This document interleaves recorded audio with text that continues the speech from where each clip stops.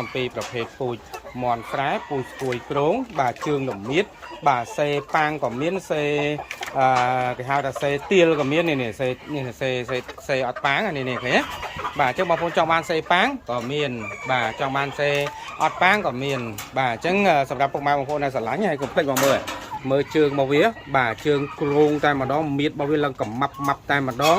ហើយបើយើងនិយាយពីមុខរបស់វាឡើងក្រហមឡើងក៏ប្លង់តែម្ដងហើយបើយើងនិយាយពីបាកតុយរបស់វាបាសស្កើតែម្ដងបាទអញ្ចឹងសម្រាប់ពុកម៉ែបងប្អូនដែលស្រឡាញ់ហើយចង់បានពូជមន់ស្រែស្គួយគ្រងជើងលមៀតមៀតធំពងច្រើនធន់ជំងឺធន់អាកាសធាតុបាទកុំភ្លេចបាទនឹកដល់កសិដ្ឋាន400បាទជាមជ្ឈមណ្ឌលរកគំនិតថ្មីជាមជ្ឈមណ្ឌលផលិតពូជសត្វចម្រុះបងប្អូនអាចស្រាវជ្រាវបងប្អូនអាចតាមដានបងប្អូនអាចមើលស្រឡាញ់ពេញចិត្តបាទមុខរបរណាគឺមាននៅទីនេះគឺយ៉ាងច្រើនសម្បូរបែបលើវិស័យកសិកម្មបងប្អូនកុំភ្លេចចង់ពង្រឹងសមត្ថភាពសូមនឹកដល់កសិដ្ឋាន100កសិដ្ឋាន100គឺជាទីទុកចិត្តសម្រាប់លោកអ្នកផ្ដល់សេវាកម្មផ្ដល់ការប្រឹក្សាសហការទិញលក់ជាមួយពុកម៉ែបងប្អូនរាប់ឆ្នាំបាទនេះបងប្អូនណាបងឃើញឃើញបាទមៀតក្រងធំល្អណាបាទឥឡូវយើងមើលណាជើងមៀតបាទសេអត់ប៉ាងក៏បាន